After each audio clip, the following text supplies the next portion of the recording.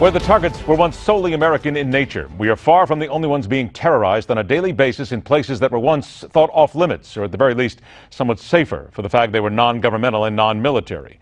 Renewed terror attacks in Jakarta, Malaysia, and Africa. Scores more are dead or tragically injured, with ISIS either taking the blame or the killers calling out their name or Al-Qaeda as their inspiration. All too often, these small attacks are overlooked, but times have changed. The Islamic State is no longer seeking to only kill Americans, Russians, or French. Their reach is growing, and we are still trying to figure out how to infiltrate and stop them while the innocent lay dying. Our guest is an Israeli scholar who served for 25 years in the Israel Intelligence Service, focusing on Islamic groups and the political discourse of Arab countries. Now with the Begin-Sadat Center for Strategic Studies. Let's welcome Dr. Mordechai Kedar to the Hardline. Doctor, I want to thank you so much for joining us at a time when we are still looking for so many answers.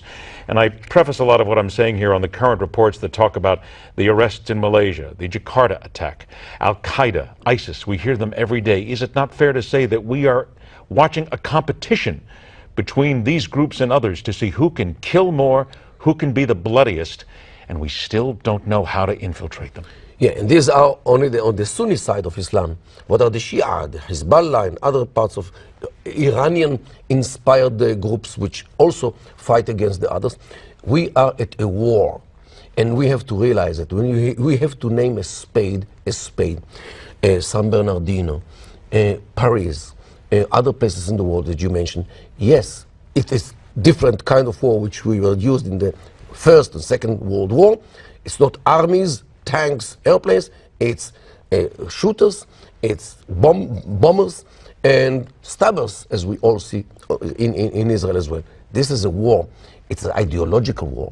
It's motivated by ideology to govern the world, to dominate the world by people who think that they are the only religion which is valid, while all the others, Jews, Christians, all the others, are void. We hear this word a lot, ideology.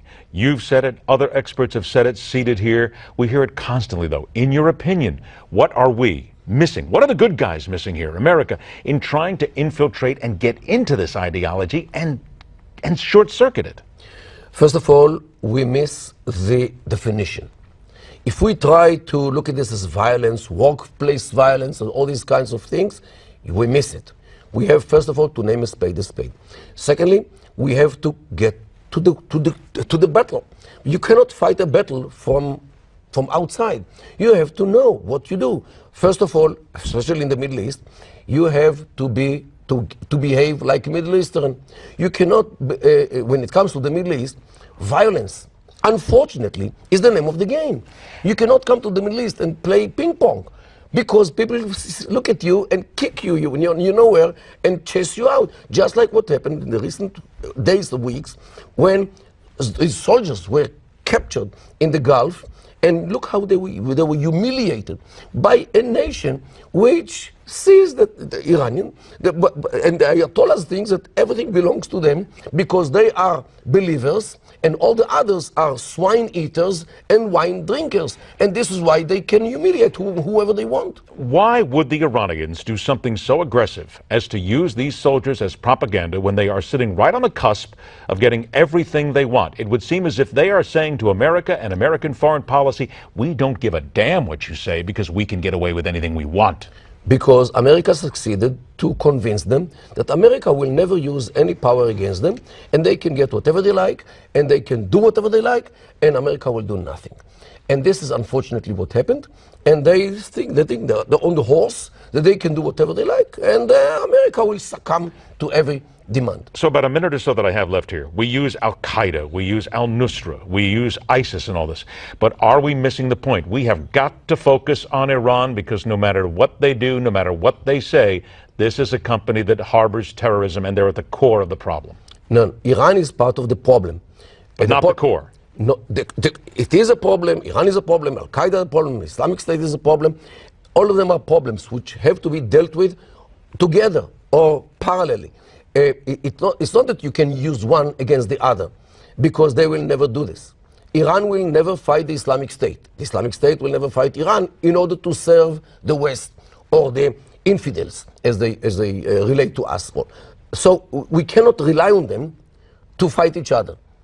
This is why we have to deal with them all. And the later we do it, the more expensive it will be, because the problem becomes bigger and bigger. Today there are like at least 20 organizations in the world which pledge the allegiance to the Islamic State. Boko Haram in Nigeria, Ansar Bait al-Maqdis in Sinai, and they have many colonies today in the world, not to mention the volunteers, the individuals who already act as if they are mercenaries of this Islamic State. And the later we deal with this, the more expensive it will be in life and blood. There is the point. We cannot wait, and these are like cockroaches. You've got to go get to them. You've got to get inside these nests, and you have to exterminate them one at a time. We're all out of time. Thank you Dr. very Kedar, much. thank you so much for being here. I hope we do this again soon. All right, which politician is the most searched on Google at the moment, and why? The answer will shock you when we kick to the Monday edition of The Political Animal, next on The Hardline.